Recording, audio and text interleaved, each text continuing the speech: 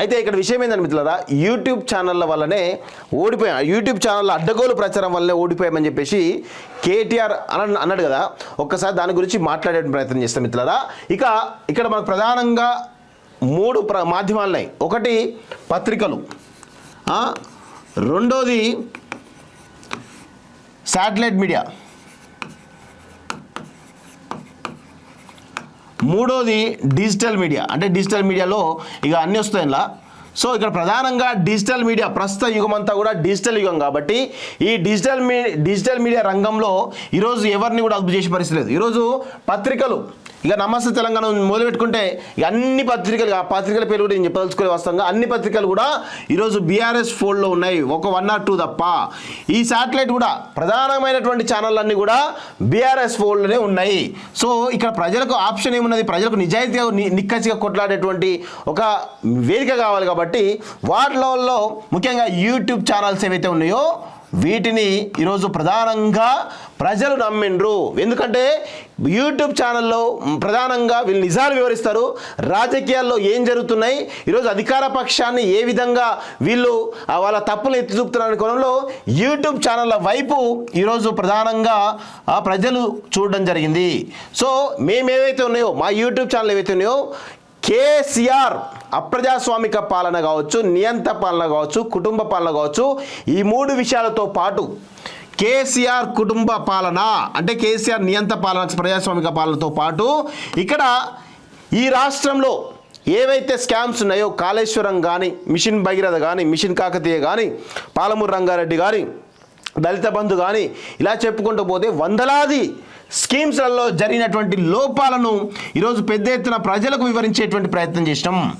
So ఆ కోణంలో ప్రజలు యూట్యూబ్ ఛానల్లో విశ్వసించారు. యూట్యూబ్ ఛానల్ చేసినటువంటి మాలాంటి ప్రశ్నించే గొంతుకం చేసినటువంటి ప్రతి ఒక్క అంశాన్ని కూడా లోతుగా అవగతం చేసుకున్నారు.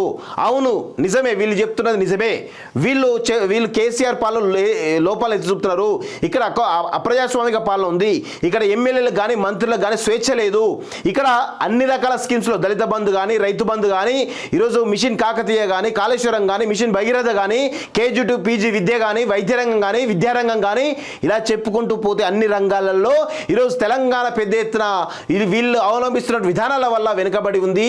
అనేకమైనటువంటి దుర్మార్గాలు, అవినీతి, అరాచకాలు పెట్టరైపోతున్నాయి. కాబట్టి ముఖ్యంగా స్థానికంగా ఉన్నటువంటి స్థానిక ఎమ్మెల్యేలు ఎవరైతే ఉన్నారో వాళ్ళందరూ కూడా ఇసుక మాఫియా, మైనింగ్ మాఫియా, భూ మాఫియా, భూ కబ్జాలు, ఈరోజు అట్రాసిటీస్, అన్ని రకాలుగా ఇబ్బంది పెట్టేటువంటి కార్యక్రమాలు చేస్తున్నారు. కాబట్టి ప్రజలు ఈరోజు విశ్వసించారు కాబట్టి ప్రజలు కేసీఆర్ను తిరస్కరించారు అనే విషయాన్ని గుర్తుపెట్టుకోవాలి. ఇక్కడ యూట్యూబ్ ఛానల్లే మొత్తం విష ప్రచారం చేసినని చెప్పేసి ప్రజా తీర్పును ఈరోజు కించపరిచేటువంటి ప్రయత్నం చేస్తున్నాడు కేటీఆర్. ఇది ఇంకా ఆయన యొక్క అహంకారపు ధోరణి మారట్లేదు ఈ పిచ్చోడికి. ఈ పిచ్చోడిని వెంటనే ఎర్రగడ్డ ఆసుపత్రి పంపించాలని చెప్పేసి కూడా నేను చెప్తా ఉన్నాను. మేము ఒక మాధ్యమం అంటే ఇక్కడ ఆ మాధ్యమాన్ని ఆ మాధ్యమం ద్వారా ఇక్కడ జరుగుతున్నటువంటి అరాచకాలు, అక్రమాలు, అవినీతిని ఈరోజు ప్రజలకు చేరవేసేటువంటి ప్రయత్నం చేసినాం. ప్రజలు అంత ఎడ్డిగొర్రెలు కాదు ప్రతిదీ నమ్మితే. ఈరోజు కేసీఆర్ ఆనాడు తెలంగాణ ఉద్యమంలో తన స్పీచ్ల వల్ల ప్రజలు చైతన్యవంతం చేసినంటే కేసీఆర్ ఏమన్నా విష ప్రచారం చేసినా, కేసీఆర్ అబద్ధాలు చెప్పిండా? కేసీఆర్ నిజాలు చెప్తేనే కదా నమ్మింది ప్రజలు.